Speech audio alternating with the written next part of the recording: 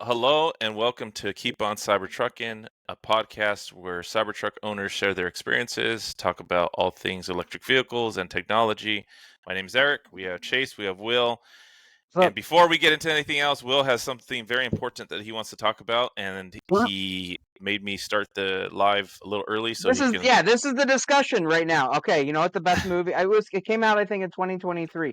The best movie of the year was Cocaine Bear, because we were talking about we made a very simple elevator pitch for a new movie called Cocaine Raccoon. But that's not important, because if you're watching this podcast, please go and rent and give a chance to Cocaine Bear, because there's just something deeply healing about that movie.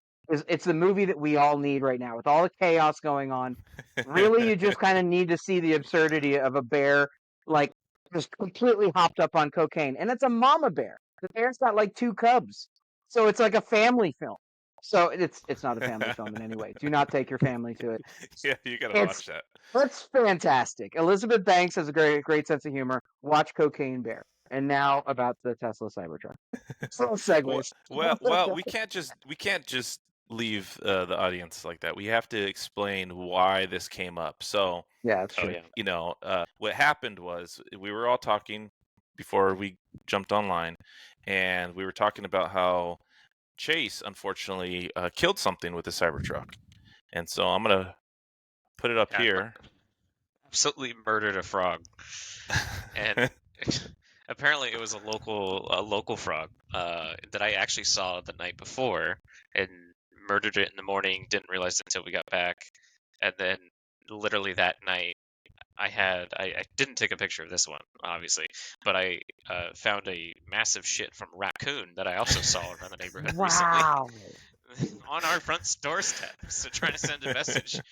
So apparently the frog was friends with a raccoon. So yeah, the raccoons were sending a message, and then somebody had mentioned, you took one of them out. They're gonna take one of you out now. R.I.P. You have to watch your back now. So trash Panda's about to take you out with the trash. This is a very deadly refrigerator.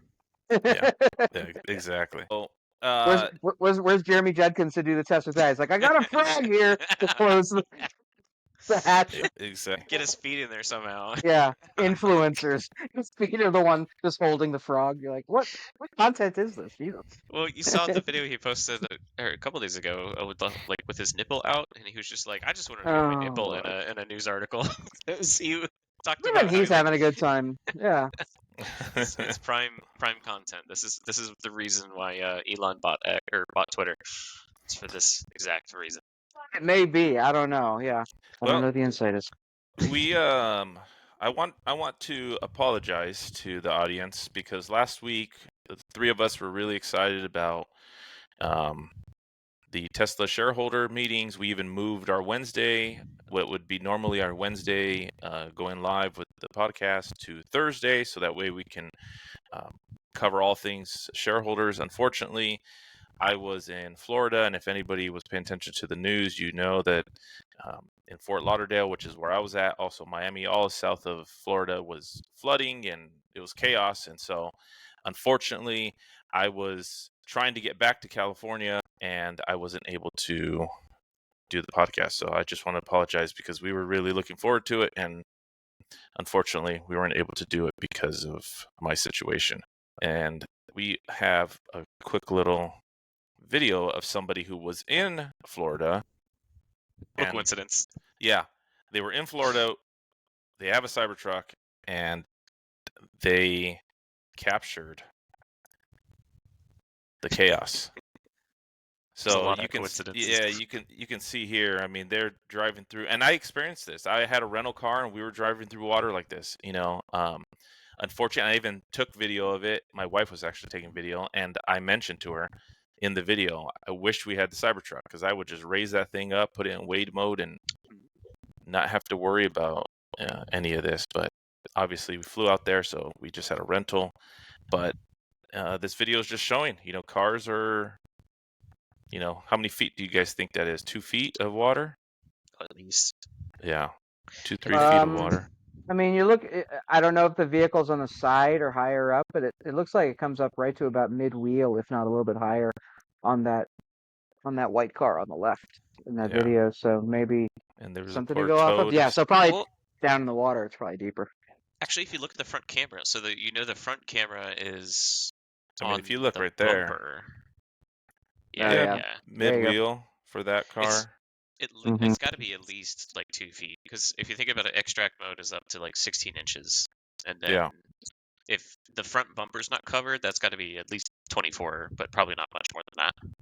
So you were saying right here, the Yeah, camera? yeah, where you can see the water's not over the camera just Yeah. yet. So Yeah. Yeah. Still- So And people need to keep in mind, I don't mean to play the newscaster, but it's like Florida is pretty much like within 20 feet of sea level. Like a lot of South Florida, Fort Lauderdale is. It's like a maximum of 13 feet above sea level. I think that might be the highest point in all south of Boca Raton and Tampa and everything. So it's already flat as hell. So you get any kind of water, it's difficult as hell to clear when it stands like that, because it has zero places to go unless there's a lot of um, runoff channels and stuff. Anybody driven around South Florida, there are retention ponds and runoff canals on the sides of the roads everywhere you go, because they're ready for rain. And even this, kind of outdid it. I feel like this is kind of your textbook. This is a real life situation where a Cybertruck is handy, because it's got wade mode, it's got all those features. yeah. And this is happening in real time. This isn't influencers going out there to find a pool to go drive through, or a lake in their backyard, or on the beach like some morons do. Like, this is life circumstances, Hey, I and drove on it's a beach. performing. No, I didn't mean you. I mean, the videos I'm talking about. People who shouldn't be driving on the beach, Yeah. Well, It's all good. I can already hear the comments. Just to play devil's advocate, also, if you do notice, there was a photo. I don't have that queued up, but there was a photo of a Cybertruck being towed away, also in Fort Lauderdale, around the floodwaters. This Yes. was not Nicholas, by the way, the guy that we just shared. Okay, So it wasn't. totally different Cybertruck, different story, total coincidence, and more of a coincidence that Eric was there. So Yes. a lot of coincidences. It just happened to be. It was my time. So yeah. So once again, apologize to everybody, because we were really looking forward to that, and it didn't work out. But we're here now, so we're going to cover everything tonight. One thing, or one of the first things I wanted to talk about, was how the Model Y won the Car of the Year from AutoTrader. So getting some. Obviously, we know the Model Y is Tesla's most popular vehicle, but it's one of the safest vehicles. It's a really great family car, and it's showing, given the fact that AutoTrader gave it the Car of the Year. So congratulations to Tesla and Model Y. I can honestly speak to the utility of this car, because I've had to use my wife's vehicle for work, but I also know other people who do what I do. We carry a lot of equipment with us in the form of a materials handling cart, and a lot of Pelican or Storm cases. Like, a lot of gear comes with us everywhere we go, and a number of people I know have relied on this car for its cargo space. The Model Y has just been like the perfect mix of like that middle spot of price, cargo efficiency, space, simplicity. It's just fantastic. So, I mean, it's like third time's the charm, or not if you didn't count the first Roadster, but it's like Model S, Model X. The Yep. Model 3 was, but the Model Y, they were just like, all right, no, we made it a little too short. Here's the Model 3, just easier. Yeah, definitely. Yeah, it's my sister has one. She loves it. It's it's a good size. It's not too big. It's not too small. Kind of like what you're saying. It's that perfect for most people, and you know, it's got the Car of the Year from AutoTrader, and also on top of that, they also are now the Model Y is the world's best-selling vehicle, according to what is that? JTO Dynamics. So it's it looks like they sold over 1.2 million in 2023 of the Tesla Model Y, and it goes to show you what people are looking for, because the number 2 vehicle is the RAV4, number 3 is a CRV, number 5 is the Corolla Cross Frontlander. They're all that mid-size SUV, and so that's just goes into the Model Y being a big hit with families Yeah, and am, people. am I incorrect in saying, yeah, like these are all basically the same form factor, like that mid-size crossover SUV, like these top five, one of them, the Corolla, is a sedan. The rest of them are Yeah. pretty much that form, four Yes. door, not too long, not too short. Not to discount, also the Model 3 is on that top 10 list as well. Mm. That is true. And you have two trucks on there, the F-150 and the Toyota Hilux. But I think the Cybertruck's going to have something to say about that in a few years. So Yeah, give it a few years, get ramped up with production for sure. Yep, definitely. Speaking of the Cybertruck, they're having a little bit of issues right now. Unfortunately, many future Cybertruck owners are being delayed in taking delivery of the Cybertruck because of a windshield issue. There was speculation that it was the wiper, it was the motor, but I guess what they're saying is that it's a wiper arm issue, and so they've halted all deliveries. Even if your truck is at a delivery center and you had a delivery date, they've postponed it, Oh wow. and you're just kind of waiting to take delivery. So another delay, unfortunately, for people. And I know there's a lot of people that, I mean, all three of us, right? We were so anxious to get ours that this would really, be frustrating if I was in somebody's shoes. But it's something that happens with these new vehicles, and it sucks. Yeah, the anecdote that I saw on one of the groups this last week was someone saying that they were supposed to pick it up like the next day, and then they got the message, and it's more like 2 weeks after. So closer to the end of the month, they'll be able to get it. Yeah, that's what I saw originally. I don't know if it's the same person, but somebody was supposed to pick up the next day, and then all of a sudden they got that message, "Hey, sorry, you can't come." So hopefully they get this all cleared up and fixed sooner than later, and get people their trucks, because it's a fun truck, and we want people driving the trucks. I guess I'm just curious, like what the actual, what the actual issue is. It's to do with the windshield wiper arm structure, right? Like the apparatus itself. It wasn't the motor after all, or was it? Well, so here, I'll read this little snippet from this article. It says, over the weekend, one forum user said Tesla told them the delivery pause was due to the wiper motor, while another said their delivery was pushed back because of the blade. A Reddit user said they were told their delay was due to a windshield wiper arm issue, and deliveries are still being held up, with forum users reporting Monday that Tesla informed them of delays. So So it's it not. sounds like even Tesla just told them it's the windshield wiper, and all of the different centers added their own specific, because if it's all of those, then it's none of them, or who knows, it could be anything. Yeah, and then some random person, not named, says that they're a current owner, just talking about their wiper woes, saying that their wiper never worked after taking delivery, and it took Tesla 2 weeks to replace the proper parts. So it seems to be an issue that's plaguing the Cybertruck right now. Interesting. Yeah, it's almost kind of reminiscent of the recall, where it was spotted in live and then jumped on after the fact. Yeah, and it's one of those things where it's really unfortunate, because, like I said, you want people to take delivery of their truck, but at the same time, they, what do you expect them to do? They got to fix it. They want people to take delivery of their trucks with not having these issues, and it's just, for those who were excited because they already had their delivery dates, it sucks. Real quick, goes in the chat saying good evening, guys. Let's go. What up, So Hugo? thank you, Hugo. He's here every week. Mark's in the chat. What's up, Mark? Him and Will are having a fantastic conversation. Mark Mark knows where there's some peyote. So Shout out, Mark. I don't know if you guys seen, but the Tesla Model 3 is now, if you get the long range version or the performance, now qualifies for the $7,500 federal tax credit. Yeah, I saw that So came up. I mean, based on that, we're right here showing the Tesla website. I mean, with all of their savings that they put in there. You can get a Model 3 for as low as $33,999.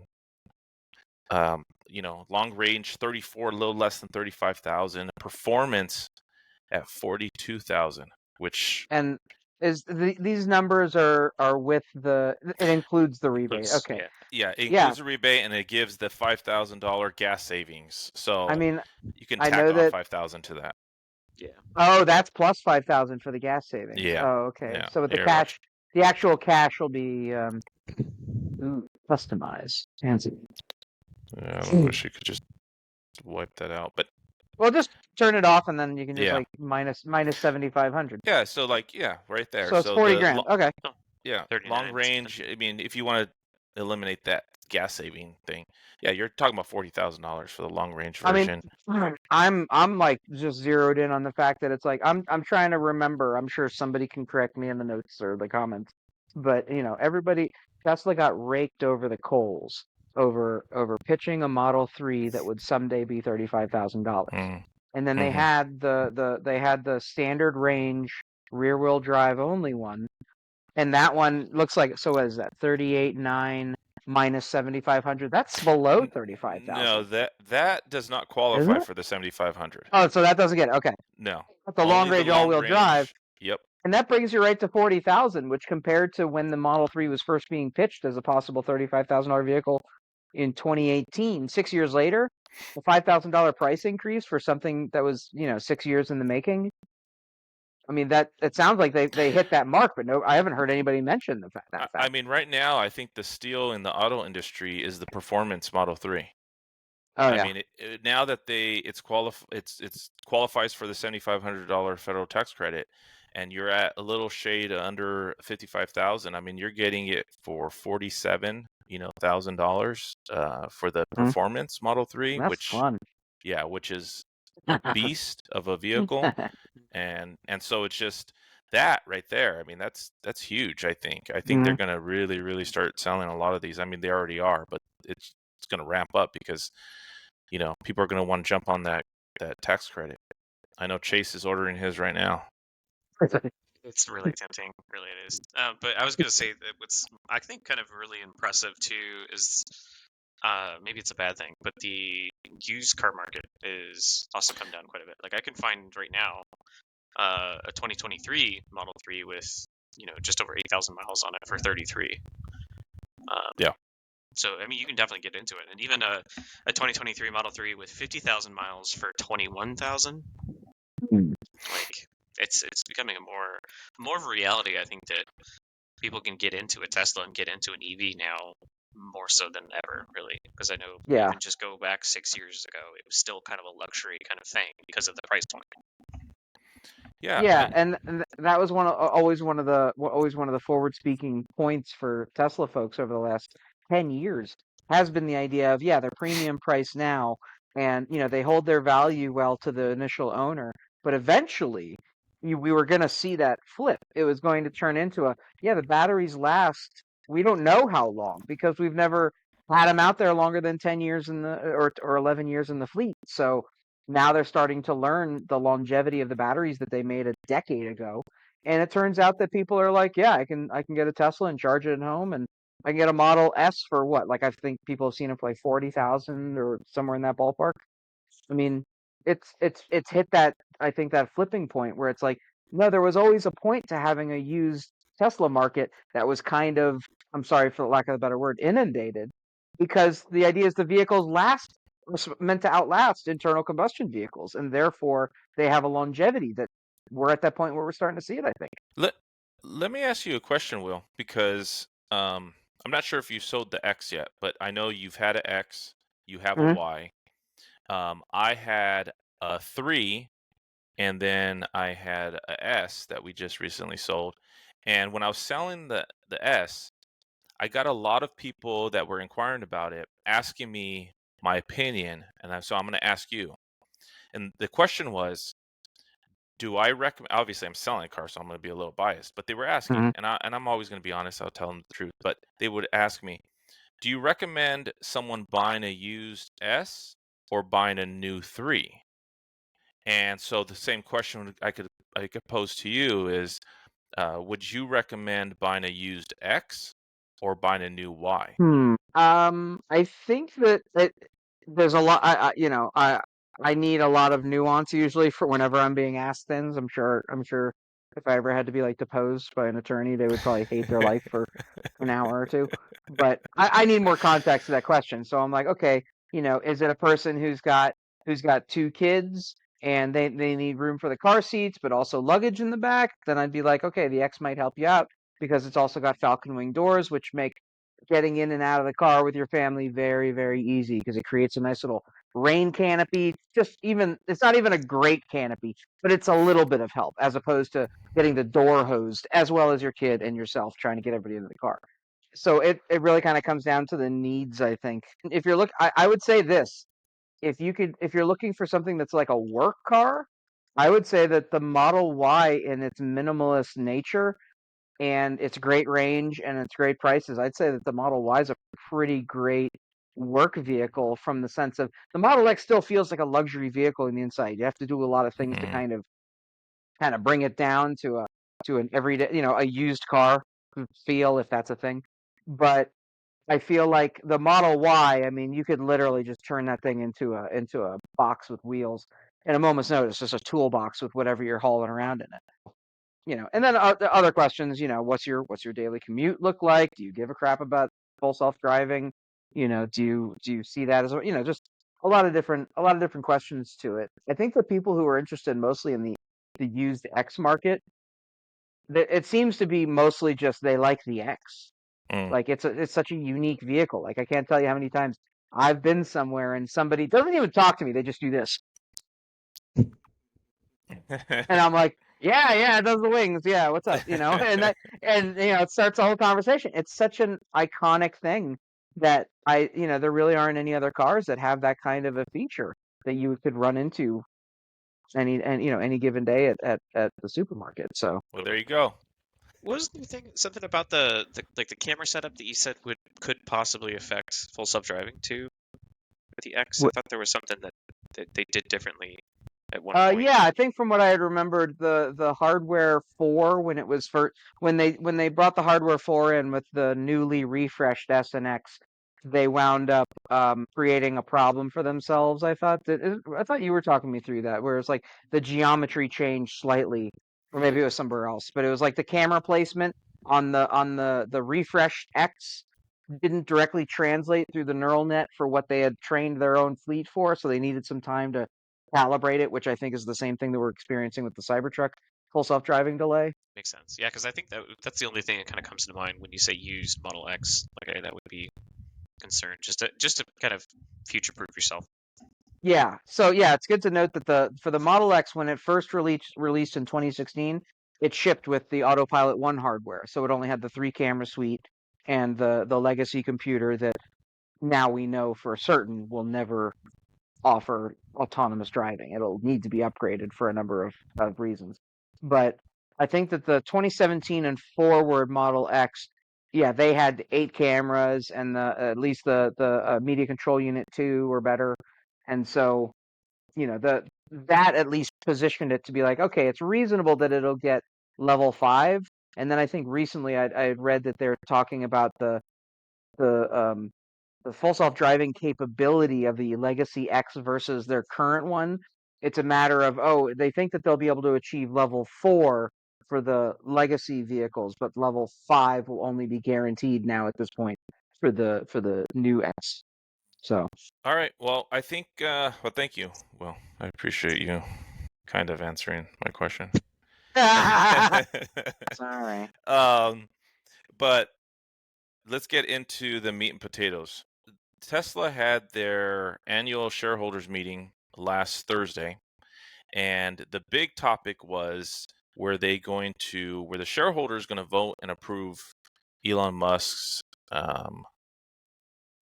$56 billion pay package. Mm-hmm. And it was an overwhelming yes, I believe, to the tune of about, what was it, 72%, I think it was. Mhm. And so Mr. Musk is staying on. He No, we don't need to speculate whether if they was gonna get denied, whether he was gonna step down as CEO, if he was gonna leave. We now know that he's getting paid, and he's more than likely staying on, and Tesla will continue doing Tesla things, and Elon will continue to do Elon things. So, what do you guys think? How do you guys feel about the approval? Will's got a loaded response, but I'll go pretty quick and just say that I think it's an okay thing. Like, I don't think it's like bad. I don't think it's really great. I think if anything, it's just I was more worried that the vote was going to be no, and the company as a whole would be like shuddering from it. And I think it would have, right? Yeah. I mean, I believe that it would have. I don't think Tesla is Tesla without Elon. Yeah. That's just my personal opinion. I think that there, like I said before for the previous question, I think that there's a lot of nuance to what happened, and there are people who are more versed in finance than me, way more versed than I am, who will comment. But I think that at its surface level, I can see investors looking at that, this watershed moment of do we incorporate in Texas per the instructions of what the company and the board of directors and everybody's encouraging, and do we also agree to basically pledge the new payout for Musk, however they have to do it, or I guess they still have to come up with specifics for it. I think that it could just be as simple as coming down to this moment in time when there's so many question marks about what's happening with Tesla that a lot of investors might have just been like, no reason to shake the tree right now. It's like we know that there's other products coming. He's made us money up until this point. The company, when I first invested 2, 3, 5, 8 years ago, there's plenty of those investors who were like, he made me bank. I paid off my house thanks to that guy. So you know what? I'm fine with whatever the direction is. Or I think it could be as simple as that. Just why shake the tree at this point? If something's going to change, let it happen, not because of these agreements that we made in the past or our executive guidance saying reincorporate in Texas because it'll be the best for us. In the after party, I got to meet a lot of holders that were holding since 2012, 2013, 14, around that area too. So people have been definitely invested for quite a bit. See, yeah, Chase does this every week. He has to just throw in there very subtly that he was at the after party. He's like, so I was driving by the factory. Yeah, Elon was on the side of the road with his thumb up. Elon was out there, and I'm like, this guy. Happens every Tuesday. Picked him up, and we went and got a cold beer. So. Well, I think it was kind of funny though that during the Q&A towards the end, Enterbeck got up and mentioned, he was like, "Oh yeah, by the way, there's the after party," and said where it was. Like after that, I'm like, oh no. So I was literally listening to it at home. I'm like, oh, maybe I should hit the road and try to beat some of the traffic. Yeah. But yeah, it was kind of cool. Heading there. It was cool to see. Got to meet other Tesla fanatics from around the world, around the country. I obviously kind of like run into a lot of like your favorite Tesla influencers on X. You might see Tesla Joy. She was great. Keegan, shout out. He was really excited to test drive the Cybertruck. He was looking at it and he was like, is there any way? Like, I know you like rinse it out and everything. I'll pay you. Like, is there any way I can just like drive around the block? I'm like, of course. Like, you're nice enough. Like, you can drive it around the block. So we took a stroll around and got stuck behind one of those bike pedal bars. You know what I'm talking about? Like the big, like... Oh, yeah. Like you have a bunch of people sitting around in a circle, like pedaling. Yeah. And everybody pedals to keep the car moving. Yeah. So we had a great Cybertruck drive experience at 5 miles an hour. Awesome. So they really show the power of the Cybertruck, right? Yeah. Exactly. I got to meet the famous Chuck from Chuck's Left Turn, who did get a shout out during the meeting, so that was really cool. He's really nice. It was cool. Cool to see everybody and say hey. Well, Chase, you're rubbing shoulders with all these guys. We need you to get a shout out to the podcast. How about that? I definitely do what I can. Yeah. Yeah. Get some people on. I'm sure people would. That's what we got to do. So part of the smaller portion of the Tesla shareholder meetings and I guess part of the approvals and voting process is the fact that Kimball Musk was officially reelected to a 3-year term to be on the board of directors. So that was something that was swirling around whether or not he was even going to be reelected. And so he was. And so congratulations to him. And, it's part of the news. That's cool. I think it's only controversial, obviously, because of being related, but yeah, exactly. Well, that's the thing, right? If they could have approved Elon, but what if they didn't reelect Kimball? It's just one of those kind of weird scenarios, and so I just thought it would be interesting to show that they did reelect him. Another thing that was talked about was the fact that I guess the Cybertruck is up to 1,300 units per week is what the production's looking like. So that's a positive. I remember way back when with the Model 3, they started ramping up, and then I think it kind of came down some, if I remember correctly. I think there was a small portion where Elon was sleeping at the factory where production was going downwards. So it's nice to see that we haven't heard anything like that yet. It's continuing to go up. I think they even mentioned that they want to get to 2,500 by the end of the year per week. So that's encouraging.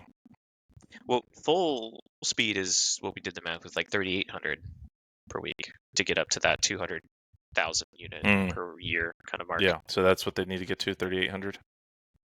Not to mention Foundation Series, got a confirmation that next quarter it's going to be up. So yeah, so that's something. Yeah, I definitely was going to talk about that.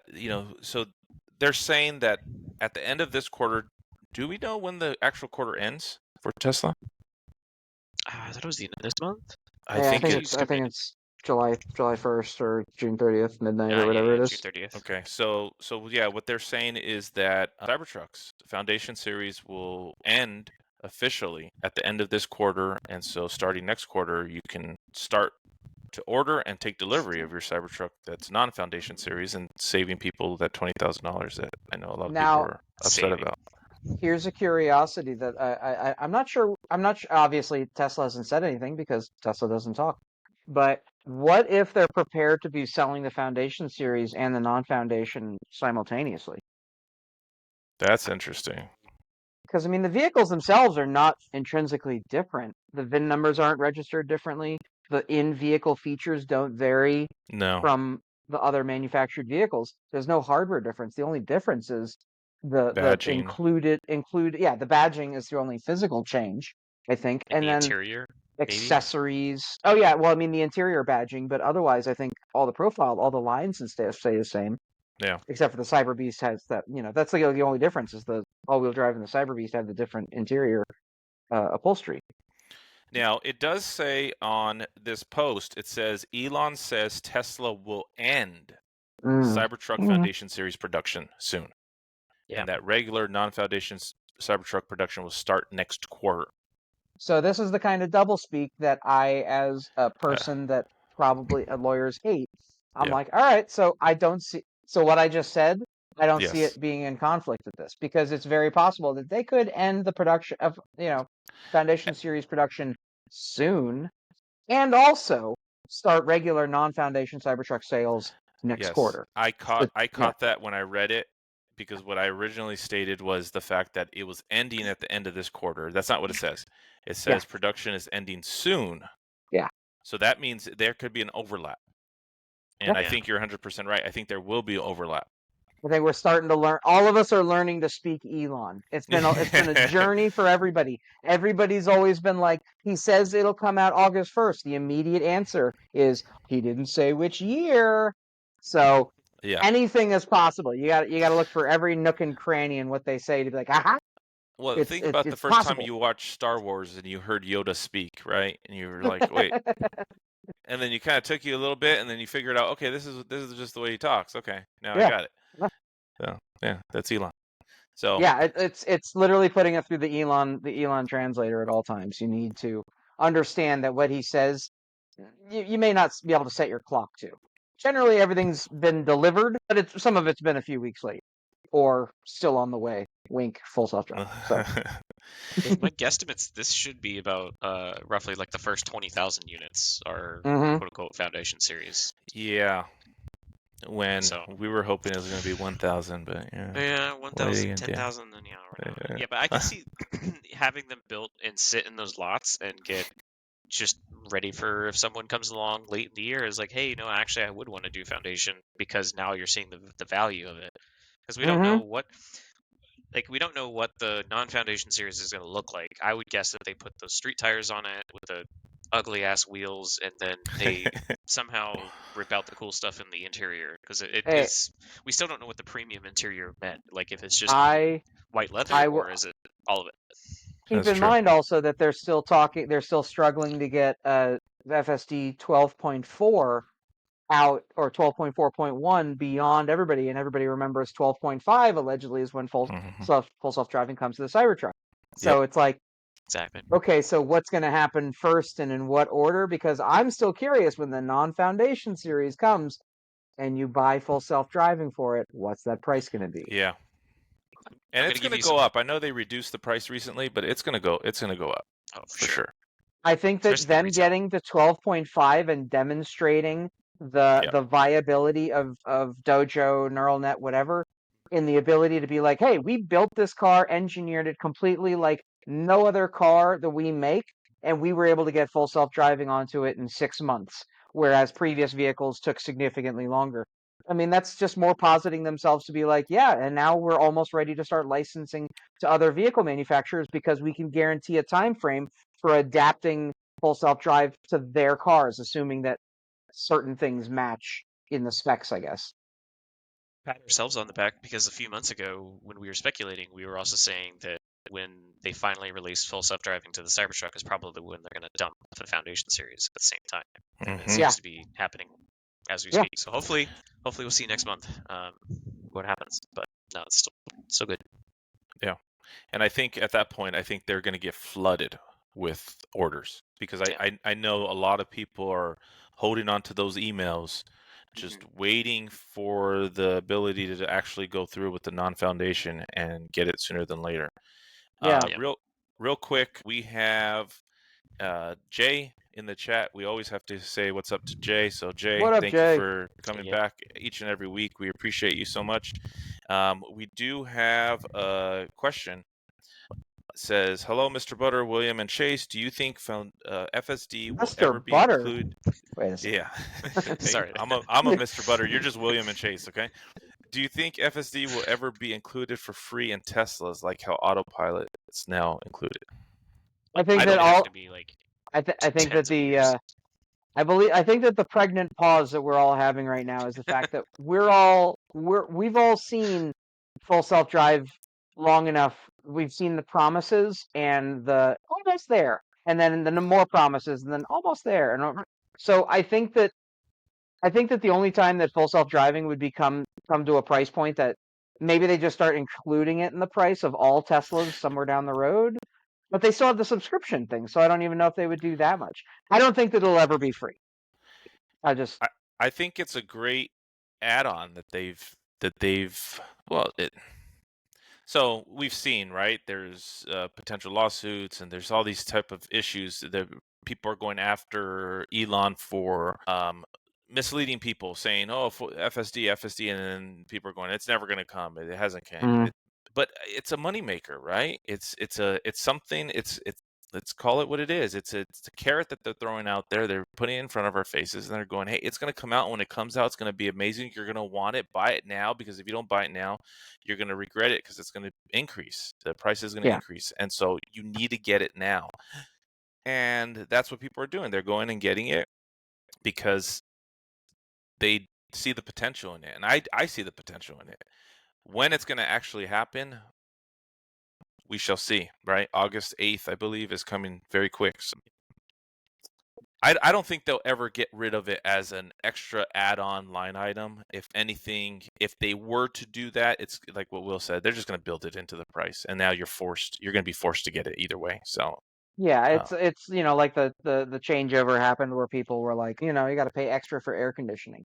Now everybody gets air conditioning. You're still paying for it, but You get Yeah. it. It just comes with it. looked into the cost. Yeah, you don't Yeah. get to choose. But Which is interesting. They on stage they actually kind of teased a little bit of what they're going to talk about with the Robo-Taxis, about the fact that it is an app that would kind of work both as like Uber or Airbnb. mhm. So it's like the general public is going to start to see, these, or at least have experience with full self-driving, I think, in mass, hopefully, before they even buy a Tesla. Because I Hmm. think that might be a hope too, is that it's going to help sell it. Because if you select the app and you have some Joe Schmoes like Model 3 come up and pick you up and drive you somewhere, and nobody even sat in the driver's seat. Once people realize that, then it's going to be game changing. Like it's going to be game over. I think that Tesla definitely wants to be the first one to the finish line, but let's pretend that there isn't a finish line and just imagine a world 10 years from now, 20 years again from now, depending on how optimistic or pessimistic you are.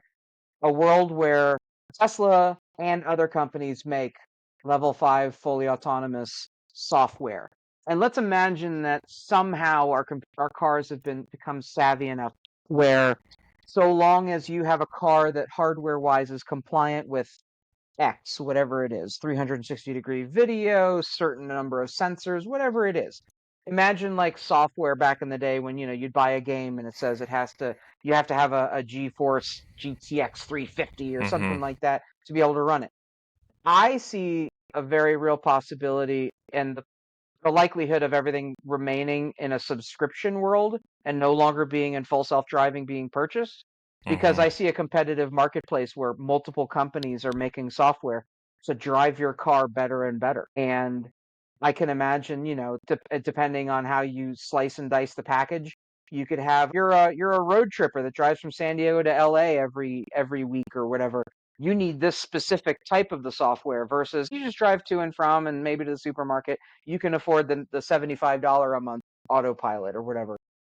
I imagine a world where there's a lot more technological software driven user experience that distinguishes automakers to the point where, I mean, look around at internal combustion vehicles. When was the last time you saw something that blew you away that an ICE vehicle could do, as opposed to the last time you saw an electric vehicle do something that you were like, that's freaking crazy. That can do that? Like, what, 'cause, I mean, I drive my Rivian, and I'm like, their autopilot, their driver plus is not anywhere near as good as Tesla's, and that's just an objective, my opinion. But I feel like there's enough that you could substantiate that with actual evidence. But I do think that in 10 years from now, you have more and more of these companies that are able to kind of perfect aspects of autonomy.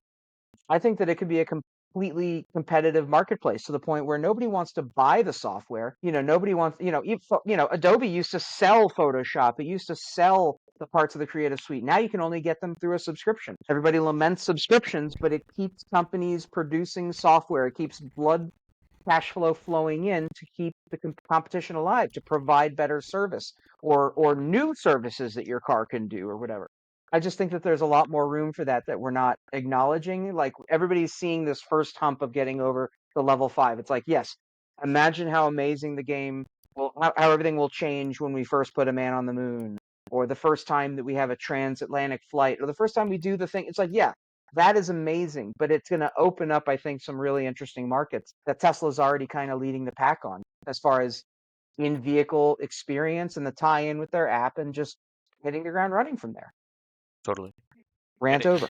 it adds even more value to the consumer too. Like we've heard the same story for years now that, oh, you could buy your Tesla and make 40 grand a year of it just going and driving people while you're at work, kind of thing. Yeah. But we'll see if that is actually like a practicality. But then, if anything, like we said, it could raise the prices of some of these Teslas that Well, have full self-driving capability for sure. so let's pretend that the old Far Side.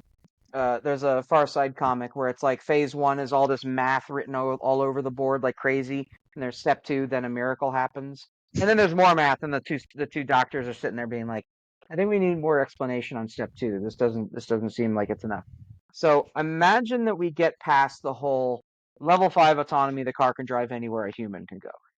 Realistically, There are places that humans don't know how to drive that are meant for human drivers. So Hmm. adapting it at all circumstances to everything, I feel like you would wind up with a trained driving stack that's so bogged down with every type of environment it would need to drive through. I don't know if it would be efficient versus the company starting to make it piecemeal, like Tesla being like, you know what, we don't need lidar in our cars, but we do benefit in the next 5 years from going and doing lidar mapping of every neighborhood, or outsourcing it to another company and then ingesting that data into their models, and then every other full self-driving company would do the same. Then you don't have to buy all the software that can drive literally every centimeter of the United States. You just need the one that can handle consumer and residential roads. You just need the one that can handle interstate or this or that, or has a little Hmm. bit more finesse to it. There's so much that opens up as soon as you get past that first hurdle of, oh, the car can drive itself. It's like, yeah, it can drive itself well enough that now we can really add purpose to it. And I think that that's where things will start to get really interesting. And Tesla's the first one there. So as George Hotz had said over at Comma AI, he's like, no, Tesla's going to win this. Tesla's going to beat. They're going to hit level 5 first. It's not a matter of if, but when, because Tesla has the data. The amount Mm. of data that it takes to train a car. We're seeing it right now with the Cybertruck. Didn't exist a year ago. Now it exists, and they're training it to be the same level of full self-driving as every other car. That's a capability software-wise. I'm imagining Chase can speak to it because I don't know software development quite as well, but I imagine that is a Herculean feat. Being like, yeah, you know what? We entirely trained it for this new platform that didn't exist a year ago, It's almost and like creating a we can do it one with from your car scratch. too next month or whatever. Yeah. Imagine they could repeat that process for an F-150 or Yeah, Toyota, whatever. I mean, like, yeah, they could easily kind of incorporate that, and then all you're really doing is just licensing out the software to other car companies that will then put it into cars going forward, really just to Mhm. save on cost of adding in the hardware to all the used cars. But still, like, if you had a used car right now, you just go get the hardware installed, upfront cost, monthly subscription, and then you're driving yourself.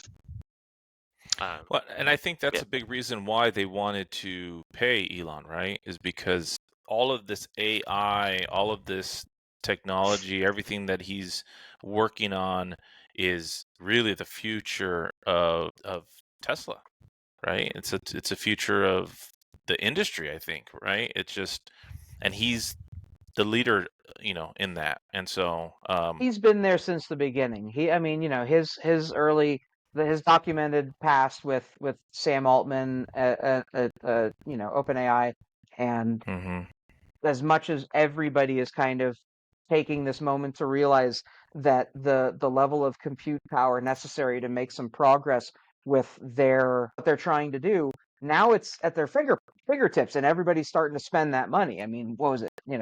Open AI said that they're going to start spending like 10 billion a quarter, and won't stop until they hit their goals or something absurd. And I'm like, that's the level of spending that everybody's now facing and trying to capture. I don't know. I think it's, again, everybody's kind of slapping the name AI on everything. Like, I remember cell phones used to piss me off, but I love them now. And one of the things that I remember is that how many brands were so eager to call themselves 3G. Everybody Mm. called themselves 3G. AT&T claimed to have the first 3G in America or something, and then they got sued, and they just meant, no, sorry. I mean, 3G was more of a trademark thing. It wasn't like actually that kind of capability. Um, so I think that everybody keeps slapping AI on things when it's like, no, no, no. AI is something very different. It fools a human into thinking it's a human, that they're talking to a human. That's your baseline AI. So I've always said autonomous driving to be AI level, it should pass a vehicular Turing test. A passenger should not know whether a human in the front seat is driving or the car is driving. It should be that flawless. And when it hits that point, it's going to be incredible. We are nowhere near that point. Mhm. And the fact that everybody keeps slapping AI on things, I think, is just that 3G trick where they're trying to be like, look how forward we are with technology, look how cutting edge we are. When actuality, just call it what it is. Like, you guys are getting so much better at generative programming was it language learning model or large learning model, whatever. All this generative technology that just uses machine learning to get as good as it can the way that it knows how, which is through trial and failure and success and promoting whatever. So you hit a certain point, but it's like everybody's just calling it AI. I just think that Elon is one of those people who's had his head in that space for long enough. So it's like you should probably let him see if he can cook. See what comes next.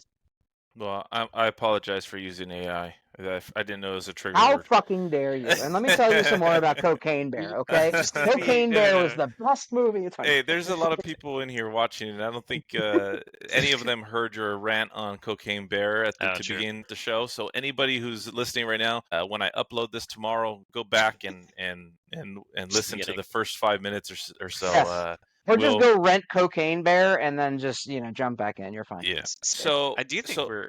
Oh, go ahead. One more Go thing ahead, on Chase. that. I do think Yeah. we're actually kind of in that kind of Model T transition era that we're seeing happen, especially with AI and driving, because it's like that was a huge thing that not much more than 100 years ago we had the Model T first mass-produced vehicle on the road. Now 100 years later, now we're looking at the possibility of these cars could just drive themselves. Where I was thinking about it too, like driving around and like trying to envision like what full self-driving is doing now and what it could do, and really it's like the hardest thing I think is anticipating and predicting what other drivers are going to do. That's the one thing that I think is the most difficult, because it's the human factor. Like it's the X factor that full self-driving will never get to be a 100% perfect, but it'll get to 99.99 whatever until they can remove factor X, which is the human factor. And that's eventually the future that we're looking at. And I think that's the reason why so many hate Tesla or EVs and all that, is because look how there's talks of passing laws where humans can no longer operate a vehicle, and they're going to allow this full self-driving. I'm not going to use AI, but they're going to allow the cars to drive themselves because of what you just said. Now, if there's no humans driving, you eliminated what you just stated, right? You got rid of the human error. So I was just to jump in on it. So there's a video from about 10 years ago. I used to love watching this guy on YouTube, CGP Grey. He does a podcast. He does a bunch of different stuff. Brilliant guy. And he did an episode called Humans Need Not Apply. And it's like a 40-minute long video or something pretty healthy. And he talks about the future of automation and the impact it'll have on jobs and all of those sorts of things. And I think that he said automated driving, level 5 autonomy, automated driving is effectively it's a pretty easy bar to clear. And I think the words from his video is robots don't have to be perfect, they just have to be better than humans, and humans are pretty lousy when it comes to driving. And so clearing that hurdle, I think, isn't the only thing that I would say is that so much safety can be made up in the gap of simply having a more attentive vehicle to the point where it reacts quicker than any human would be expected to react, and therefore be safer than a car trying to anticipate what it sees happening. I mean, obviously it'll have some anticipation programming into it where it's going to say, okay, I see that car swerving, I should probably be aware, that looks like a danger, I'll slow down. I have a set rule of things to check off. Oh, he just crossed 3 lanes in 5 seconds. I'm definitely going to apply the brakes and back off. But I mean, the fact is, these cars have 8 eyes. They're eventually going to have more proximity sensors and more capability. They're going to have memorized the surroundings. I mean, somebody's going to, they're going to end up eating the words of well, we don't need 3D mapping. Yeah, you don't need it, but why would shouldn't it benefit you to have it? Having more safety features, having all those things, to the point where it knows the environment. It knows that there's a little turn off right up here. And the car can be like, if something goes haywire here, I can definitely apply emergency brake and bail right, and I'm safe. The car can do so much better because nobody driving a car is only driving a car. They're remembering the fight they had last night. They're remembering, that their kid's birthday's next week and they don't know what to do for them. There's so many distractions. There's 0 perfect drivers on the road, but A car with 8 eyes and some sense of surrounding will immediately outperform any human. And that reaction time goes from sizable buffer, whatever, it'll only get better and better and better, to the point where it'll be capable of driving better than you, and chances are yell at you if you're trying to drive the car the whole time, and then eventually be like, never mind, I'm going to do it. Fuck you. Yeah.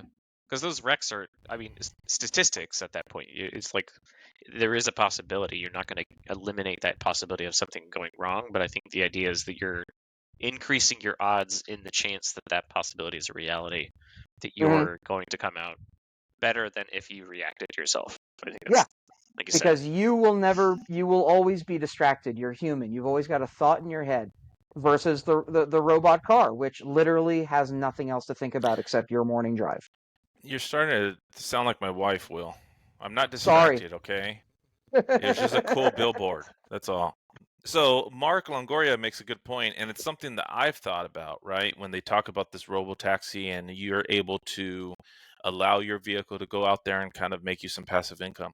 He goes, the issue is, he goes, the big problem with using your car as a Robo-Taxi is that far too many people are a-holes who will make a mess in your interior, which is true, right? I mean, if you think about it, I mean, every time I take an Uber, one of the conversations I have with them is always like, oh, so how do you like doing Uber? And, they'll tell me these horror stories of things that have happened, and that's with them in the vehicle. Imagine if they weren't in the vehicle. So that's where, yeah, I just don't know if I could ever do that. I mean, you guys know, I wouldn't even put my car, my Cybertruck on Turo. So, yeah. I'll put this out there. So all three of us, we've ridden in ride share of some kind. We've taken an Uber or a Lyft somewhere. Have all of us taken one with somebody in our party in the vehicle having thrown up in the car or close enough that it's like a concern? Yes. That's 2 of us. That's already 67%. It's like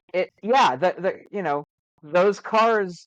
The idea is, well, it's not mine. It's a cab. I'm taking it literally because I'm too shit faced to drive home or whatever. And if you're gonna do it in a Tesla Robo-Cab, I mean, that's going to be a danger that they face. Imagine your car coming back to you at the end of the night, and you're like, man, this thing just made me $200 or whatever the case is. And you go to your car and you just smell something. Now you got to spend $300 to get it detailed. Yeah. So I mean, we'll find out, right? We'll see how that all goes. But because Will was going on his little rant again, Mark Longoria is in there talking about rent Cocaine Bear, get a 6-pack and a pizza and chill. So yeah, buddy, now we're talking. Seriously, it's probably the best 2 hours of your life. It'll heal your soul in ways that church when you were little might have. I don't know you guys, but it's amazing. Moving on from Cocaine Bear. We will never move on from cocaine. Tesla put an image up during their shareholder meetings with their full lineup. So you have the Model 3, you have the Model S, you have the X, Y, Semi, Cybertruck, and 3 mysterious vehicles that are covered. You guys want to speculate? I put out one that I don't think anybody has reciprocated just yet, because I think everyone's so excited for a van, which obviously Tesla Fudker even just said there. But I think that might be, like Robo-Taxi related, because I do think that the Roadster is one, and Yeah, then I thought the Roadster. Model 2, like the more affordable Model 3, is going to be the other one, and then I would think the Robo-Taxi, because otherwise it looks like they left out the Robo-Taxi, because like the 2 covered up on either side on the top row, those are the exact same image. Like, so it's just an estimate. Yeah, they're going to be the same image, like the same drape, everything. You could zoom in on them. Yeah. I know I've mentioned this in the past. I have no basis for my opinion, other than I just don't think that Roadster's ever going to come out. I think they made some, obviously, for Elon to drive or whoever, Kimball. But Kim K. I don't think they're ever going to be given to a customer. I don't think a customer will ever own a Roadster. That's just my personal. I've said it many times. I mean, you're talking about a 250, 300,000, and that was back then. With inflation now, what is that car going to cost? Yeah. And they're going to give how many away for free Well, because of the referral program? let's not fall victim to the possibility that it's like the expectation is inflation versus improvement in technology reducing cost. Well, So I had actually thought about being like $200,000 for a car is not my. I can't play at that table. That's just not for me. But imagine if the specs that they showed off for the Roadster, because we're all sitting here marveling at the Model 3 performance capability versus its cost. yeah. Imagine if they came back and they said, "Hey guys, by the way, we took another look at the Roadster, and we knocked like 100,000 off the price by Well, doing this, this, and this." 200 Like grand. yeah, you just get it down into that ballpark range of being like, we haven't made anything in the They, luxury segment in a while. they priced New. that at 150,000. I promise you, that thing is going to sell. That would be the number one selling car And in the imagine if world. that was the 100, if that Roadster, that newest one, if it was 150 for like their absolute top of the line. I'm talking with the SpaceX rockets and everything that can, just absolutely just make you into a puddle when you hit a wall. But it'll be glorious if, whatever. I just don't see that. I've told many people. I just don't think that car. I think they got overly excited with that referral program and it backfired. I don't think they ever thought people were going to get multiple free Roadsters. And there's people out there that have multiple free Roadsters in their queue, in their account, if they log into their account. And I just don't think it's going to happen. I really don't. I don't see how they can sit there and go, We're still going. what I'll would let you the know when I'm backlash done. be? Okay. If they sit there and We'll go, find time to hey, play, I promise. if they sit there and go, okay, we're now producing, but all of you guys who are getting a free one, you need to wait 2 years. This is going to be people are going to freak out. So it's almost like they need to start giving those people some, right? Hey, we're giving this guy his and this guy his, and I just don't. I don't know. I just don't think that no business in the world would ever. That's not good business. But at the same time, I understand they did a referral, so I get it all. But it just, I think I that I just don't don't think see that it. I don't think that it's impossible. I mean, it's very cloudy to see it get all the way through, but I don't think it's impossible. The possibility, because they went through the process of getting the Model S and Model X manufacturing up and going, and they did a great job, tackling those scales, and then getting into the Model 3 and scaling way up from there with the Model 3 and Model Y, and now they're doing beautifully with the Cybertruck. It's like they don't if the Roadster is admitted to not be a mass production vehicle, it's not supposed to be a Model 3 contender or even necessarily a Model S and X, then it's possible that they could just be like, you know what, we've done so well with all these other vehicles and the future super bright that we're just going to do small runs of the Roadster. That's why you have to put in the reservation in advance. That's why, you have to wait your turn or whatever, and then include the influencers into that process, kind of like the way that the Cybertruck early releases were in the first month or two before they really started kind of trickling out. Because I think that there's still that desire for them to just, I still love Elon's comment about the Roadster too, being like, it's just a hardcore smackdown for every gas powered vehicle that wishes it could have the kind of handling and acceleration that they can put into an electric vehicle. I think that it's not something that they're going to produce at scale. It'll be a toy, but it'll be an expensive toy. But I don't think that there's something really stopping them from if they hit like 120 to $150,000 price point, and they only guaranteed they're like, guys, this is such a low numbers per year vehicle. If you want one, you're gonna have to give us $50,000 and wait possibly 2-3 years, just like they did in the beginning with this. And if they set that kind of expectation, then maybe they get a heck of a lot of sales, and then we just see these things zipping around everywhere. Chris Crosby's in the chat, and he makes a good point. He says, good points about Roadster, but imagine the epic content and free advertising even with the referral Roadsters. I mean, it is true, right? It's going to be a really highly anticipated vehicle. It's a beautiful vehicle. It's so gorgeous. And so yes, these influencers who earned their free referral Roadsters, you give them a Roadster, they're going to advertise it like crazy. So yes, from an advertising standpoint, yeah, maybe they can justify some of it, but how can you give two? So right here, I put up on the screen Andy Sly, who has a YouTube channel, and right here's his X account.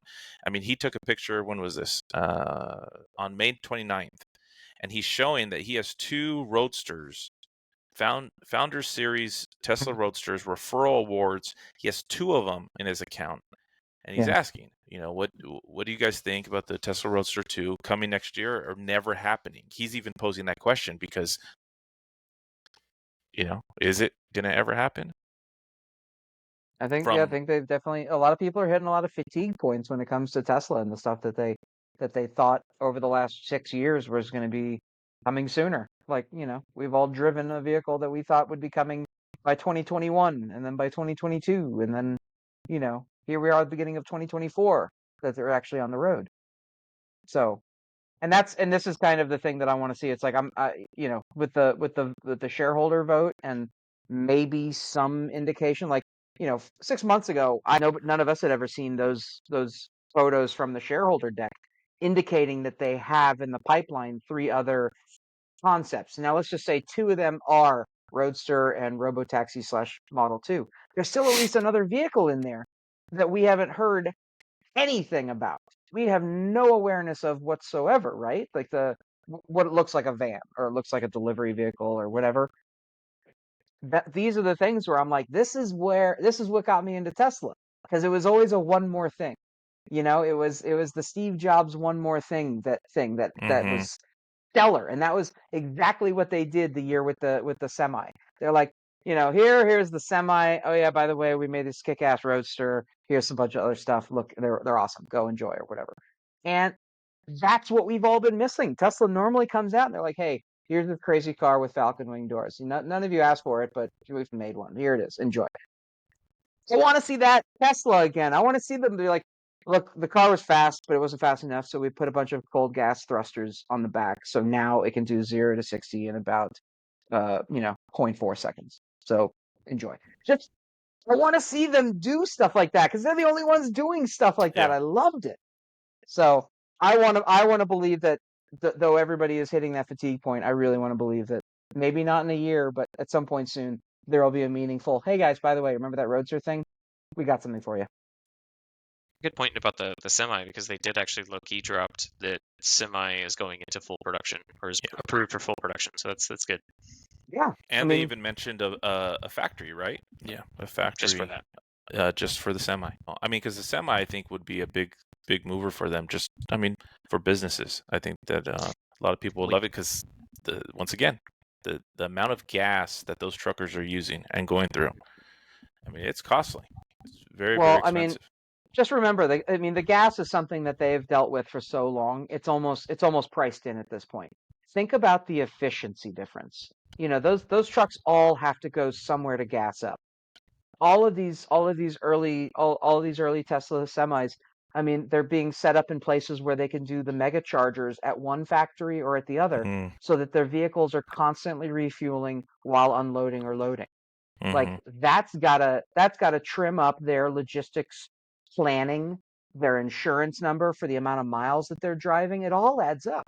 Yeah. And I'm like, that's the kind of innovation that it's like, yes, that's cool. It's not necessarily meant for long haul cross country or whatever, but those little routes that need to haul a lot of stuff, that sounds perfect. It's not sexy, but it's necessary. If it makes them money, it'll be sexy. It'll be plenty sexy for those shareholders.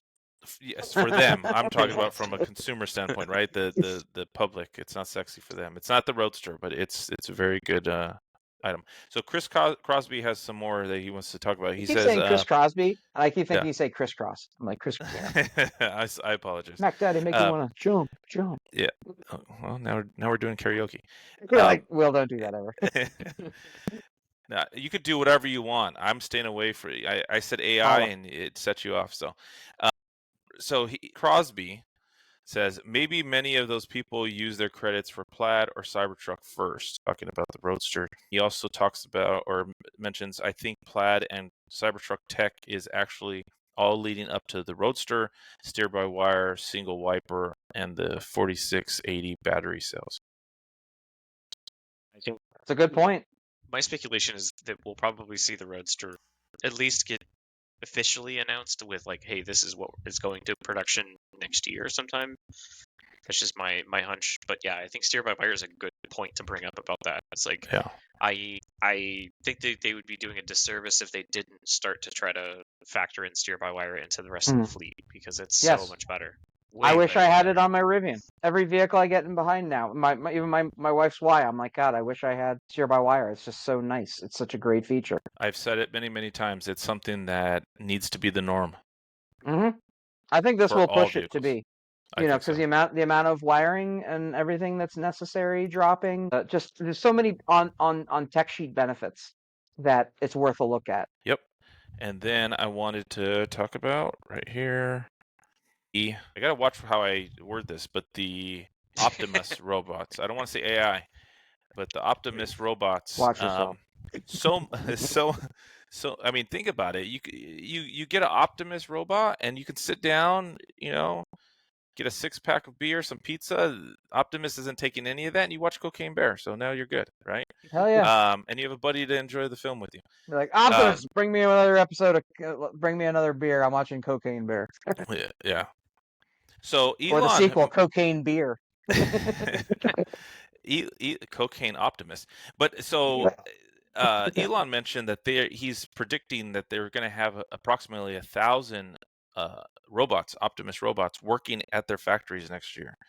Do you guys think that's an actual possibility? I think the devil's in the details. That thing could just be sorting cans for the vending machines, and they could say, "Hey, it's working at the factory." I want to know what he has in mind for it. And Yeah. I mean, if it's just setting it up to be a part of the tooling process that normally has a human, but it gets double checked by another human anyway, then they could just be like, "Yeah, just let the freaking robot do it. Just walk over there, drop the thing, and go put it back, and we'll double check it later or whatever." I think that's going to be most of it. But what's kind of interesting is how we're talking about they're building in or has the capability to like learn a task by watching. So that's going to be really big, because that's specifically if they want to go to mass market with this and convince other companies to buy another 1,000 of these for their factory. It's like you got to have that barrier to entry of like teaching it to do a certain thing has always been the thing in this kind of robotics, because like we see it in manufacturing right now anyway. So like the big robotic arms that they're very much taught to do exactly the one thing over and over again, and that's all they do correctly. But if you can have something that could dynamically learn what processes and things to do and bipedal and can walk around and carry shit, then that's game changing if it's true. Yeah, did you guys see how it can fold clothes? Well, that's what I'm excited about. Okay, I hate folding laundry. I hate folding clothes too.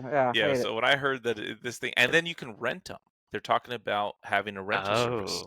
Where you can rent Optimus, and obviously they're not stating exactly how that would all work, the infrastructure behind that, but they're talking about there's some type of rental with the Optimus, or maybe you have it come once a week, once a month, whatever the case is, and doing different tasks around your home. The lawn, like there's so many things, and it goes back to that subscription take that Will had, right? I mean, everybody loves it. Everybody loves it. Like the amount of revenue you made on a balance sheet doesn't thrill investors anymore. It's like, yeah, great. I want to know how much money you're going to keep making. So everything's about subscriptions now. But I will say this though. So I saw one of those Boston Dynamics robots that's apparently got a flamethrower mounted on its back. And its whole purpose in life is to go and like do pre-burns on forest to try to, kill some of the overgrowth or the brush or whatever. And I'm like, there's Optimus's next advertising. I've seen the Boston Dynamics dog with a flamethrower. I want to see Optimus holding not a flamethrower and just being like, like I'm ready for Texas in July. Let's do this. Well, and he was kind of alluding that everyone would have one. like at the end of the day. Like Yeah. the market value there is what, like 10 trillion, what they were saying or something. I forget what the number of value was. It was like because of how many, how many billions of people there are in the world. If everyone had one, then that's obviously a huge market for that. But Yeah. I don't know. It'd be interesting to see if we can see this feature the next. I would put it like the next 20 years maybe. But having you're like your own robot servant that does stuff around the Mhm. house. Just remember that like so much technology. It's like there's the invention part of it, and then there's the utility part of it. And a lot of inventions, thankfully there's an overlap in that time where it's like it's invented and it has a purpose already that it's purpose built, it's perfect for. But so much other technology kind of needs time to be out there for somebody to be like, hey, you know what? We should add this to do this or whatever. Then it starts opening eyes and people being like, oh, there's a lot of opportunity here. We should build one, get some competition going, and then it goes right back to what I was saying about the full self-driving software. It's like that's where I want the competition. Everybody has an Optimus, but the newest software that you pay more for or whatever, it can fold laundry while also putting away clothes and doing some other stuff. Like there's just more cool stuff in the future. Bullet point number 2 right there is if they could build them for 10,000 and sell them for 20. He did specifically say that it should be about the price of a car or $20,000, Mhm. which Yep. would be pretty affordable considering most of the country I feel like could do that if it meant like it's much cheaper than not a nanny but like whatever house help that you But could be hiring. That's exactly the comparison that they would need to make because Tesla's already done it where they're like, okay, you buy our car, here's how much money in gas savings you'll make of the next 4 years. Here's how much you'll save doing this or that. Versus, with Optimus, it's like the average person spends 2 hours or 3 or 4 hours a month mowing their lawn. Optimus can be taught to mow your lawn. And people will be like, oh, there's an autonomous lawnmower. But it's like, yeah, but this one can mow your lawn with the lawnmower you already have, and then also go inside and unload the dishes. And then also go upstairs and put your laundry away. And this is all while you're at work. You don't need to be there babysitting it. So how much time productivity of your life are you recovering and how do you Mhm. financialize that? Once they figure it out, that then becomes a good sell for people. Right. The problem is how do they advertise that without making it look like a Black Mirror episode? Well, At some we point, we have Mark in the chat talking about Optimus, and he brings up Ex Machina. Yeah. Yeah. So Yeah. Turing tests. Can it convince somebody that it's real? Yeah. But yeah. If they talked about it being able to learn, right? The only thing I would want to teach it, and this is all it needs to do, and it's worth the $20,000 potentially, is I would teach it how to scare my wife. Yeah. Like ninja scare your wife. Just lurking Like, around corners, yeah. just all the different, because Dull. she gets scared for everything, and It's so I would just I would that to me, and if it had a camera where it can record as she's her facial expressions when she's getting scared, then I would just that'd be entertainment It'd for be me. like I would love aliens. It'd be like Optimus is in the ceiling. I was in the ceiling. Why? But it raises a great question of like the rails that they would have to employ with this thing would have to be super secure because if someone could hack it and then teach it to do literally anything, then we have the robots taking over. So it's like they would have to figure out that problem. we would have to have Isaac's rules of robotics all over again, but for a new world. I will say this as far as also about the Black Mirror episode. I never really got into that show because it always seemed to take the demonizing side of technology. When it's like at its most base level, I'm always like, this is a TV show that people can watch because of technology. Like it's on Netflix. It exists entirely because of all the technology that has brought that show to people's houses. But then it also kind of makes this weird dystopian argument against all of it. And I'm like, all right, well, do you have something else to say for it? Or is it just the usual, the sky is falling because we don't know how computers work? So, that kind of thing. Yeah. But I've dealt with that shit my whole life, and it just is so annoying. And well, Netflix, ironically, we had... Go ahead. Another subscription. It's true. I was gonna say there's also like a recent film on Netflix about yeah, like Cocaine the Bear world is on scenario. Netflix right now. Go watch it. It's brought to you And by actually, Teslas. yeah, Mark, what Mark said earlier about, like he was bringing up Ex Machina, I was like, you're right. So who's going to be the first person to find Optimus? Yeah. I don't mean, know. someone's gonna I try. could name some people. Is that a module that you installed? Do you have accessories? Are they dishwasher safe? Like what? I need to know the future roadmap. That's Elon. Answer. I'm gonna go tweet him right now. Be like, Elon, tell us the truth. Is Optimus Well, fuckable? if anything, we've noticed is that I think like sex and pornography drives most all technology, anyways. So Yes. eventually, when we get to that point, then we should be concerned. Oh, then people would be Yeah. buying them for 50,000, 100,000. People would I be would crazy. I think that the single largest driver of most server technology, internet technology, and everything from the early 2000s prior to Amazon coming onto the scene, it was all driven by porn. It all has all of its existence to thank for porn. Like Dilbert even acknowledged it in one of the cartoons. They were like, "Yeah, it's literally like the most popular, like the number one thing you do on the internet is porn. It drives the most traffic." So Yep. respect. Yep.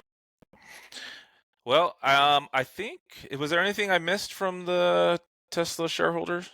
We covered everything from Cocaine Bear Yeah. to robots. Like, what else do we need to cover this week, man? We made up for last week. Sorry.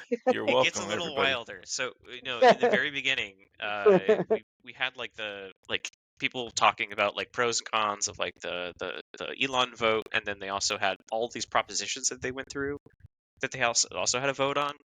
And this is kind of where it started getting off the rails. Like one was about like investigating EMF like waves that are coming off of Teslas to make sure that they're like safe for kids and all this other stuff. And it's like, okay, we kind of got a little weird. And then they were also like talking about like how we need to like go and investigate like the seafloor because that's more important than Mars. And I'm like, okay, this is getting interesting. And then it was like, then what was it? No, it wasn't one of the proposals. It was someone asked a question. They're like, I know you like talk to Trump, right? And they're like, you're like admitting that like, oh yeah, they just like chat once in a while. He'll call them up. Apparently, Yeah, Trump there was is a some big wild Tesla and Cybertruck fan. which is funny. Yeah, that kind of flipped over time. But yeah, so those are kind of the wackier moments. And I'm like, I definitely made sure to make a note of. Well, I'm sure that flipped because Elon's giving him a lot of money. So there you go. Yeah. I did mention earlier about the Incorporation, but that did actually go through. So they're moving from Delaware to Texas. So that is official. They're officially a Texas corporation. I think that's pretty much it. Literally, my notes were my tweets. There you go. That's one way to do it. As I was going through, I was just like tweeting about like making jokes about things that were happening before I went to even. I think I think that's everything from last week from the shareholder meeting. I did want to show you guys one thing, show the audience one thing, because we're not just Cybertruck, right? I am in love with the Cadillac Escalade IQ EV. And they're saying that it's going to have estimated 460 miles of range, which is huge battery pack, though. 215 kilowatt hour battery. That's what you need for a heavy vehicle to get that much range.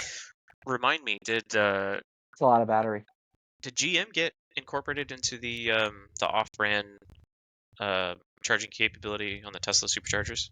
So from what I understand, I know that the Lyriq, starting in 2025, all Lyriq, Cadillac Lyriq EVs will have the NACS. Okay.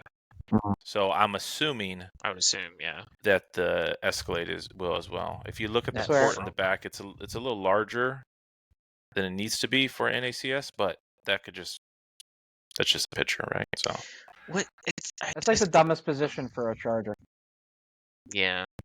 Like back left, like so you're parallel parked, you can't charge if you're up against a curb. You have to back into a space to put it closer to the charge. It's just, and if it's for a Tesla it works now, but I don't know. Yeah. I don't know. I never liked that about the Teslas.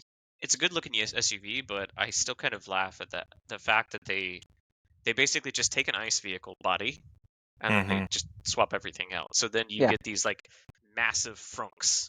Yeah. It's just a massive space, but it's also a waste of space. Like it's like a big Well, chunk of Didn't of you see area that there. massive monitor? Look at that bad boy. Yeah, all the electronics for that thing is going You in there. can watch like a movie if it was shot in like aspect ratio of like 16:1. Jeez. it's funny that you mentioned that, Chase, because when I was at the Electrify Expo a few weeks back, we were going around looking at different cars, and I was actually there. I made a new buddy, and he was a Rivian R1T owner. And so we were just talking about the trucks, and when there was a Ford Lightning there, and he mentioned to me how the reason why he doesn't like the Ford Lightning and the reason why he didn't consider getting the Ford Lightning before taking delivery of his Rivian was the fact that it's essentially just a conversion. Yeah. It's the Ford F-150, and they just convert it to EV. And he was even showing like down below underneath how there's just all this stuff down there. And he goes, you can't, I mean, obviously you could lift it or you could do different things, but he goes, I off-road and I want to go off-roading, and there's all this junk underneath this truck, and he goes, it's just a conversion. They did not, it's not like a Rivian. It's not like a Tesla. It's not built to be an EV.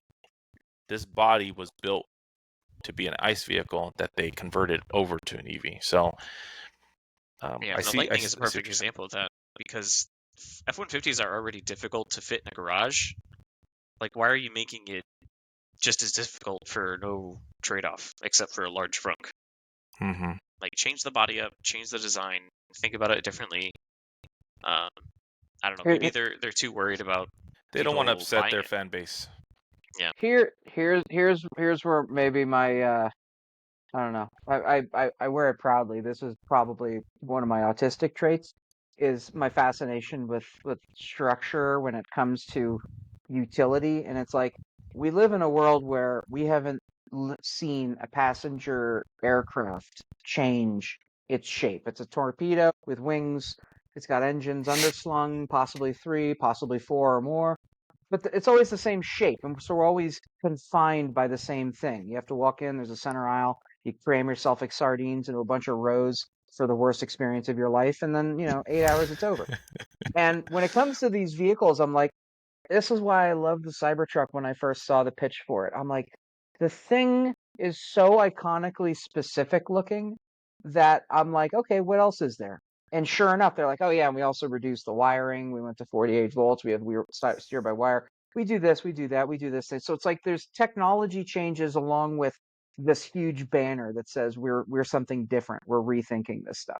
And then and my hatred for EVs before Tesla, what drove me to Tesla, is the fact that all these other fuel efficient vehicles or EVs, they all look like roller skates or something they didn't want you to buy. Tesla made a car that looked like something you wanted to drive. You wanted to own it, drive it, live it. It looked awesome. It looked so different than every other roller skate of an electric vehicle that was out there. And now seeing these other brands, I see this misunderstanding, I think, a fundamental misunderstanding of their consumers again, being like, hey, we're going to make a car that looks like a psychotic ultra luxury vehicle. Like this thing looks rare. It looks like it belongs to like a Bolivian coke lord or God only knows who. Cocaine Bear. Go check it out. So the car. I knew he was going to do that. So, it's like when I see those cars, I'm like, yeah, they look very flashy. They remind me of the BMW i8 when I first saw that electric, and I'm like, it looks like a bunch of extra paneling. It didn't look like, and now I'm seeing this thing, and I'm like, and they're like, guys, it has 215 kilowatt hours of battery. And then I'm like, yeah, but it only has 400 miles of range. Like Yeah. the It's not Rivians, efficient. the Rivian R2 or sorry, the refreshed R1s are going to have upwards of 400 miles, and they have like 90 kilowatt hours less battery in them. It's like nobody's impressed with the excessive unless you've got some specs to back it up. And so seeing this car, I'm like, when I was in Florida, I drove by one of my sister's neighbors had the Hummer EV. And I'm looking at that thing, I'm like, my God, that thing is just enormous and it's expensive. And all I know about it is that it's a Hummer. So I just know it's big and expensive. That's all. I don't know any crazy specs. Does it have Wade mode? Does it, does it do anything incredible or out of the box, like, outside the box thinking? I don't know. I mean, it just seems like another boring car. So you show me this this car, and I'm like, okay, it's got a cool flashing scene. And then I joke about the monitor. It's got this huge panel. Like, that's what these kids want. They want to watch Netflix on 8 different screens in the front seat. And it's like, no, man. They Yeah. want to see that you understood that everything else that's come before is boring. Make something new on the interior. Like it's such a stupid thing. I genuinely loved and miss the glove box on the Cybertruck. Because it's Oh just yeah. like you hit the thing and it's just a little drawer, just pops right out to you. And I'm like, they could have cheaped that. There's literally nothing stopping them from just making your boring ass old glove box. But they went somewhere with some of the interior that I'm like, this is cool stuff. And then I see the inside. I'm like, these huge screens, and I'm like, okay, great. What am I gonna set the AC on 8 different spots on the screen here? Like, what is the point of this? AI sucks. There, capped it Yeah, off. I was gonna say, okay, I was gonna say, yeah. don't bring up massive screens. Don't bring up AI. Yeah, there's some Okay. I'm not there's opposed some to trigger. massive screens. I'm not opposed to claiming AI, but it's like you better have something that more than just slapping the name on it. And that vehicle that you just put up, I'm like, yeah, okay, you can tell me it's an EV and I'll believe you. What else about it should make me give a shit? Yeah. Which I didn't realize when you first showed it that the price point's at 130K starting, which is Starting. it's crazy. But it's interesting because I think Cadillac has been doing this at least well in the last like 10 years of like focusing on luxury vehicles that they know people are not going to drive. So like someone is buying this because they have a driver that's going to drive it for them. I was So just like gonna say the Kardashians. yeah, Will's the girl real is gonna get this. experience exactly is it the better experience is in the back where you have all the the fancy screens and whatever Yeah. you want. Yeah, like But a passenger experience. Yeah, that's yeah, great. but my question is, when are we going to start assuming everything we just talked about with full self-driving keeps progressing forward, when are we going to start seeing these cars stop thinking about human driver first and human driver secondary? What does the car experience look like when you don't have to drive the entire time and maybe only take over if you have to?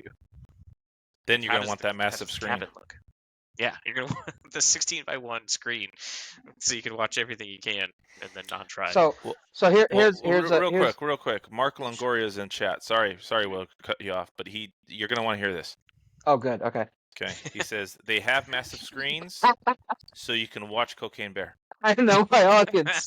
I knew know that my was coming. audience. Yeah, but if you can watch it on that many screens, be like, I'm gonna go into a Cadillac dealership and be like, how many of these screens can I watch Cocaine Bear on? You need to tell me right now.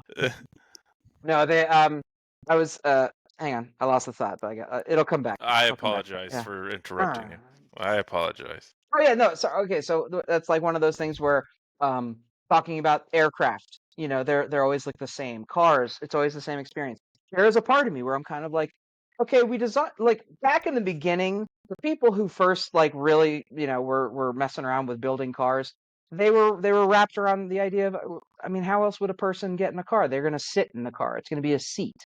And now I'm like, okay, but ergonomically, have we advanced to a place where we know that sitting isn't actually the safest orientation for a human to be in if you experience a major accident? Why aren't we looking at other abilities that, if the car can drive itself, then I should be able to recline into the safest possible position that's also the most comfortable ergonomically, not sitting in a chair, resting on my tailbone, putting pressure, needing lumbar support, filling up my hips and my back versus something else. Rear facing is an option. It's like there's so many other things I want to see in the interior. And I remember seeing the Volkswagen, the ID Buzz, their reimagining of the old Volkswagen bus. And it had such cool interior because it's like the seats were captain chairs would swivel and move into positions and stuff. And there's more interior thought to the idea of what do you do in a bus? You play games, you have a meal, all that kind of stuff. And it's like again, I'm like back to Cadillac, and you're like, all right, so you made a car that just had an EV underneath it. Like I'm just so dying to start seeing some like actual breakaway thoughts on this, on the design of a car. Well, we're gonna see. We're gonna see if they make any changes. Hopefully, they're listening and they take all your points and they get rid of some of those screens and do something sexy with it. So how many free Roadsters are you getting now, William? Yeah.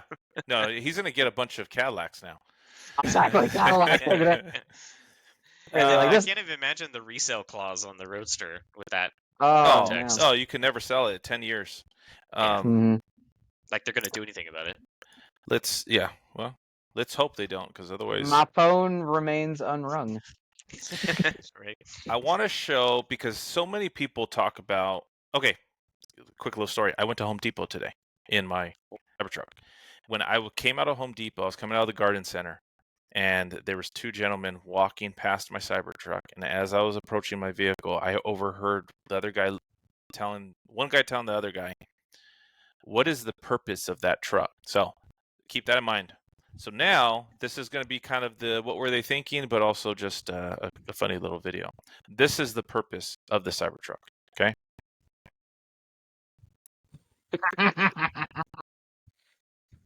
Like the Beverly Hillbillies. Oh my goodness. Oh my gosh. So This is the one rack. Yeah, so he's got a good rack share. up there Yeah, that he's yeah. lashed into. Okay. yeah, no, these guys are legit. fully utilizing their Cybertruck. I think these guys also put out a video where they're unloading concrete bags. But yeah, I this mean, looks you like see here, they have furniture, they got all kinds of things back there. They're using their Cybertruck. I So promise you, we will make time to play Fortnite tonight. You better. You better, Will. Dad life. Yeah. So Gotta show him Let- Cocaine Bear. let's wrap this up, because Will's got an appointment to go snipe some It's a kids in Fortnite. the face and yell at them on their mics. I like that though. They're gonna yell at him, be like, "Go watch Cocaine Bear, loser." Now, I was struggling to figure out what I wanted to do for wrap of the week, but I think I have to go with the one that we talked about a few days ago. Oh yeah. So this is actually, and some people may think I'm crazy. I would never do it, but it's one of my favorite wraps I think I've seen on a Yeah. Cybertruck. There's only one valid response to this rap. There's only one, and that is, "She's a beaut, Clark." Exactly. But the level of detail, how they put Tesla right here in the grill, Mhm. right here on the side, you see, the Cyber Squire. It just Tesla right here in the back. It's just well done. Bravo. The tail lights. Oh, I didn't realize the tail lights. Yeah. That's cool. It's just everything. Yeah. I respect it. I would never do it, but I respect it. It's what it does best is like it's art and design respecting art and design. Like, because you can even tell that they considered the entire Yeah. face of what they had, and also the ergonomics of the design of the truck. Like even Yeah. around the fender wells, they could have Yeah. completely not done that, but they were wanting to go around it because You're 100% right. Like, to me, I look at this and I think that's where I go bravo, right? Is the fact that they actually sat there and designed this, took the time and worked with the wrap shop, and this is what we're looking for, and it's extra time, right? And so I respect it, oh, what's the hood ornament? I was trying to figure that out as well. I If can't. there's any like high res photos of what's on the Yeah, hood. I couldn't figure it out. I don't know if you can actually hear music. So. No, you're good. Wait, no, it didn't. You muted it after it started playing. Oh, it sounds like shit. All right, sorry. It was a holiday road. It was Holiday Yeah, I figured. Based off of your mannerisms, I know exactly what's coming. Well, see, I think Mark Longoria is Will's best friend. You guys need to hook up at some point and grab a beer. Mark Longoria Hook literally up? just What put in have the you chat. He literally Yeah. just put in the chat, play Holiday Road on loudspeakers. Right? Mark knows what's So, up. Gonna Mark get knows what's up. demonetized. Hell yeah. So, I and then just I'm gonna had just throw this one out there because this was the other one that I was kind of gonna put as the wrap of the week. But you guys see the police vehicle in Dubai? Yeah. I mean, so you have that could have been one of our Cybertrucks, guys, when we had these people making us offers, Yeah, it's an expensive shipping ours overseas. That could have been one of ours. So what could have been? Dubai? They bought that off market, and Oh, it's 100%. probably way overpaid. Yeah. And hopefully it's a beast, because if it's not, then they're kind of doing a disservice. Yeah. Yeah. That's What are you cool. gonna do? Did you guys see the not the upload performance? Oh, was it that one? There was another Model Y loadout. I do have it queued up. There's Model Y loadout that was actually. Oh, here we go. Let's see the link. The other thing that was interesting, they're kind of taking a note from the Cybertruck and adding bulletproof panels to the passenger and driver side doors that are basically mimicking the same damage structure as the Cybertruck. So it's not going to stop any rifle rounds, but it'll stop pistol rounds. And then they kind of basically like slapping it on to the outside of the door, so that say if in a case that it gets compromised, they can just take it off and then put a new one on. Which is, I think it's kind of cool because like smart. Bulletproofing has not been an easy thing or like a cost-effective thing to do in police vehicles, but definitely I think is something that should be considered at this point. Yeah, it is ironic that it's South Pasadena that does this. Say anything. Well, yeah, because I mean, I've lived in LA or in Southern California for a while, and so's Eric, and I imagine that most of the gunfire exchange is coming from police vehicles, and so but it's bold of them to be safe. It's good. It's a good idea. Yeah. I just love Dan how he put in his thumbnail. How he puts the chalk with the body, outline right there in his thumbnail. I didn't realize. Yeah. That. And exactly. That's either a child or a little person because that is the size of that doesn't fit. It's Yeah, But, it's so tiny. But like South Pasadena, we just got a kid. Chase, you're not the only guy rubbing shoulders with celebrities. As a matter of fact, at the Electrify Expo, Dan, I was standing right next to Dan. Heck yeah. Didn't talk to him because he was in the middle of a conversation, but he was there. So there. I think the better thing, and I always think about this too, when I see someone I recognize, I try to act like I don't recognize them. Yeah. You play it cool is what they're saying. Try to humble brag or like bring them down with a piece of humble pie or whatever you want to call it. Yeah. The only thing that reminded me of that is the Justin Timberlake mugshot from yesterday that popped up on the internet. And supposedly the story was that the arresting officer didn't recognize him. That's fine. And he was like asking, like he said under his breath or whatever, something like, "Yo, this is gonna ruin the tour." And he's like, "What tour?" And he's like, "The world tour." And he still didn't realize who he was like, arresting. What are you talking about? Oh, that was also JT trying to name drop without name dropping. You know what I mean? Like, do you know who I am? He's like, "Shucks, this is gonna ruin my world tour." Yeah, Mr. Officer. Like, yeah. I think you'll find that you breaking the law is what's up your tour, asshole. Jesus Christ.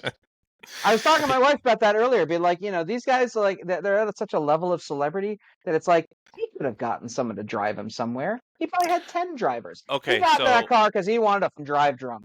So my younger sister, is a huge NSYNC fan and Justin Timberlake fan. And so when I saw the mugshot, I sent it to her, and I just go, what's going on? And she even said, she goes, "What an idiot. When you have that much money, take an Uber." Exactly. Even that. If you don't have a driver, take an Uber. Exactly. At the cheapest option. But no, I think that he was like, he was just like flaunting, like, what are they going to do? Be like, I don't know, arrest your ass. I think that's what happens with a lot of these guys, their ego, right? But we don't need to get it. This is not, even though Will wants to convert it to a celebrity podcast, it is not a celebrity podcast. There aren't a lot of those, so. Yeah. But let me ask you this. Do you think that he's seen Cocaine Bear? He turned down the lead role for it, so I'm sure there was a call. No. But there was a phone call at one point. All right, guys, that's all we have for today. So appreciate everybody in chat: Jay, Mark, Hugo, who else? Chris, everybody. If I missed you, I'm sorry, but we appreciate you guys tuning in and supporting us every week. It really means a lot. So thank you so much, and we'll see you guys next week. See you soon. Later.